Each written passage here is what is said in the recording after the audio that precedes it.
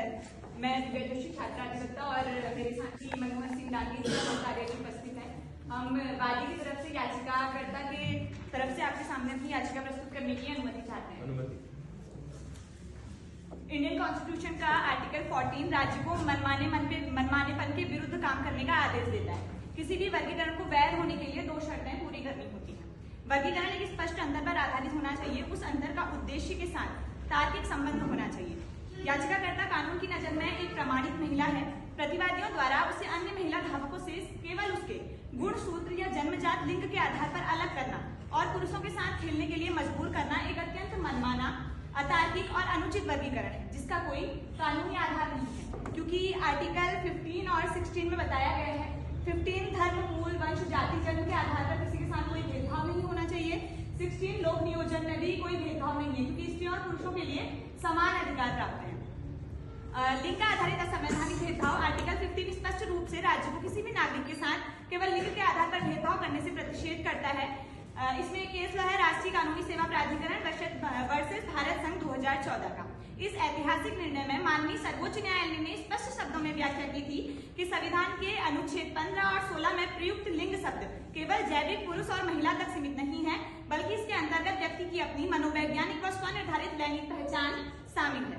अतः याचिकाकर्ता को महिला वर्ग से बाहर करना, उसके पदक केवल इसलिए छीनना क्योंकि उसकी लैंगिक पहचान पारंपरिक समाज से भिन्न है, सीधे तौर पर अनुच्छेद 15 का पूर्ण रूप से उल्लंघन है। खेल आयोजक बहुसंख्यक समाज या अन्य एथलीटों के दबाव में आकर संविधान के मूल सिद्धांतों को दरकिरार नहीं किया जा सकता। अतः इस मामले में समस्त तथ्यों का आंसर आप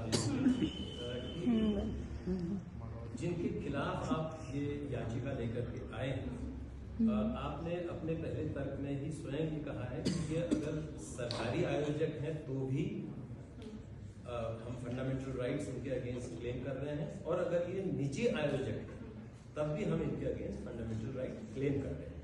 निजी आयोजकों के अगेंस्ट क्या आप फंडामेंटल राइट्स क्लेम कर सकते हैं, जबकि आर्टिकल 12, आर्टिकल 13 इत्यादि ये बताते हैं कि जो आप जिनके अगेंस्ट क्लेम करते हैं वो बेसिकली स्टेट, वो राज्य होता है। अब बताइए।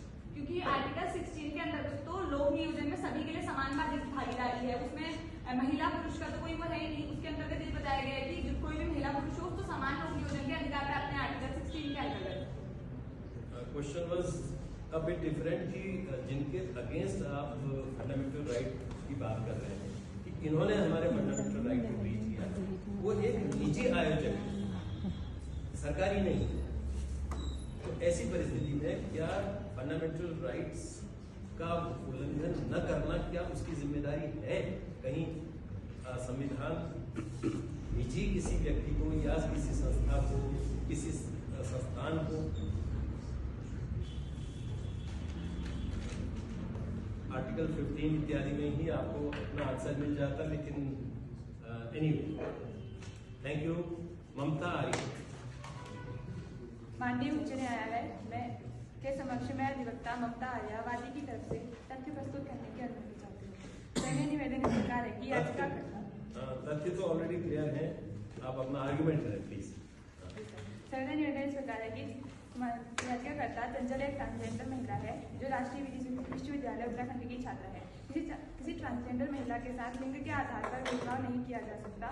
उसे महिला वर्ग की प्रतिस्पर्धा करने से रोका नहीं जा सकता है। उसे महिला वर्ग में प्रतिस्पर्धा करने से नहीं रोका जा सकता।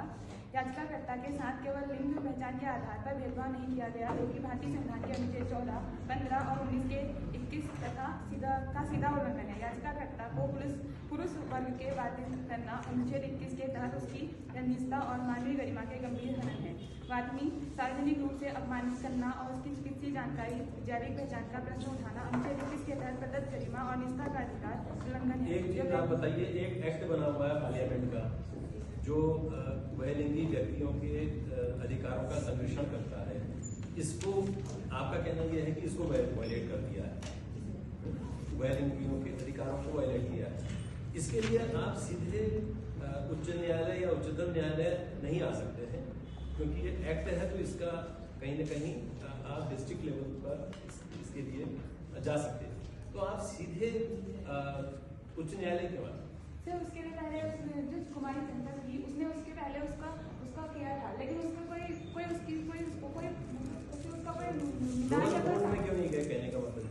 कोर्ट में क्यों नहीं गई? सर गई थी वो, उसका लेकिन उसका कोई इंतजाम नहीं हुआ था। पता नहीं चला किसी को।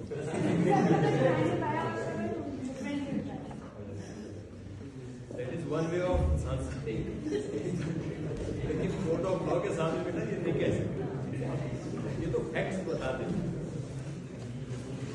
चुपचाप नहीं, this is your anyway. Third quite please, quite.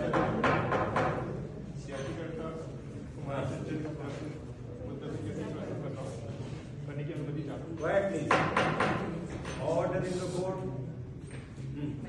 महोदय, कुमारी जो चंचल है वो एक मेधावी छात्र है पहले से ही, कुछ चाहे शिक्षा के क्षेत्र में हो या फिर खेल के क्षेत्र में हो।